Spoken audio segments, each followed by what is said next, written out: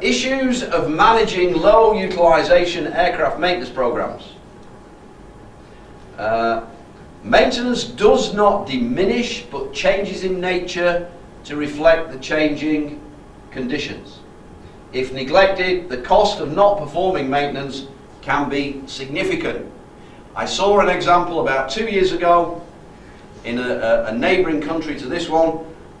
They parked a couple of aeroplanes and they just left them. They could have implemented a low utilization maintenance program where they were doing weekly checks, running the engines and so on and so on. They just left them. And after about 3 months, they wanted to get the airplanes back into service. And they contacted the engine manufacturer, CFM 56, and they said, can you tell us what to do? And they said, have you been following the maintenance program in accordance with blah blah blah? Yes or no? I said, well, no. I said, okay, take the engines off, send them us and we'll have a look and let you know. So now it's become a big drama. Taking an engine off and sending it back, you're looking at about €1 million. So it's now going to cost, because you just left them aeroplanes on their own, and there's 2 aeroplanes, you're now looking at €4 million bill to fix the engines.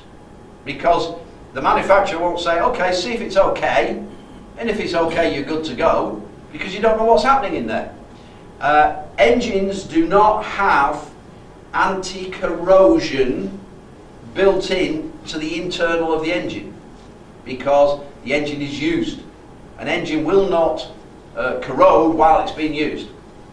Doesn't happen. But if you just leave an engine sitting there and let the wind and the rain blow through it, it won't be so long before that engine is no longer an engine, it's just an exhibition. And then it's a lot of money. But when in the situation that the airplane is parked in a hangar, instead of living if the aeroplane's parked in the hangar, it's a lot happier. It's a nice environment. You've still got to be very careful. You've got to block the orifices. For example, the pitot head, and the static vents, insects go in there and they think this is a nice place to live.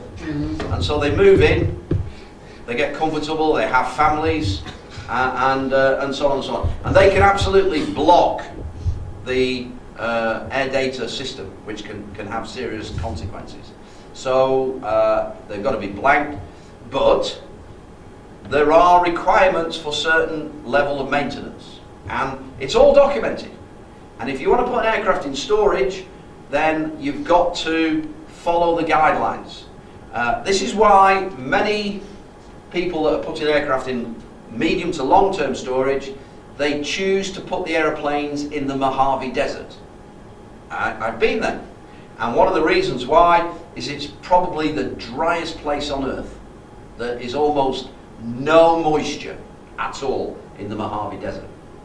And as an example, my company put 5 aeroplanes in the desert, and I went to visit the aeroplanes, and it was all sealed. All the windows were sealed, everything was sealed. And I climbed in underneath and climbed into the aeroplane, and it was amazing. There was no smell at all, nothing. There was, and for example, I've been on aeroplanes that have been parked at airfields in the UK for extended periods of time. Aeroplanes that will never fly again, maybe. And you walk in, and the smell in the cabin hits you. It's like your grandfather's socks. It's a really, really strong smell. And there is the difference between the Mojave Desert. What's the difference? The moisture. The moisture in the air, all the carpets, the curtains, the seat covers, starts fungus. And you get mold. And mold is fungal spores growing. Also inside the fuel tank. You need inside the fuel. You wouldn't believe that there are creatures that can live on aviation fuel, but there is. Mm-hmm. They're very happy. They've got their food source, and they start families, and they grow and multiply. And before you know it, you've got more than enough of these guys to block the filter. So the aeroplane takes off and suddenly the filter's clogged and you can't get fuel into the engine, and so the aeroplane comes down again. Has it happened? It's happened. Aeroplanes have crashed and killed people because of contamination of the fuel tanks. So all of these factors need to be very, very carefully paid attention to. There is a treatment for the fuel tanks. It's called Biobor. Maybe you've done this treatment, but again, all of these things have to be taken very seriously. And it's back to competence.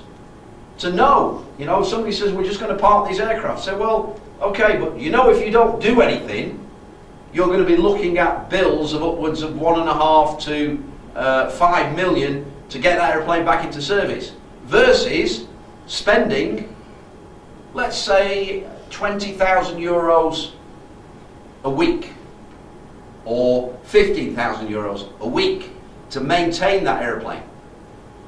And what's typically happened is the airline operator has gone bankrupt and the leasing company has grabbed the aeroplane and they're owed money. The airline has not paid the leasing company. And now, on top of this, the leasing company is being told that if you don't spend more money, then it will cost even more. And this is the balance. This is the dilemma. An early change concerns the maintenance program, which should be transitioned from largely flying hour-based management process to one which is controlled by calendar time. And this is the big difference between low utilization and normal utilization. More and more tasks transfer to calendar time. So, perform this task at 100 flying hours or 3 months. So if the airplane's not flying, every 3 months we have to do that task. And that's how it's managed. Particularly important are lubrication activities.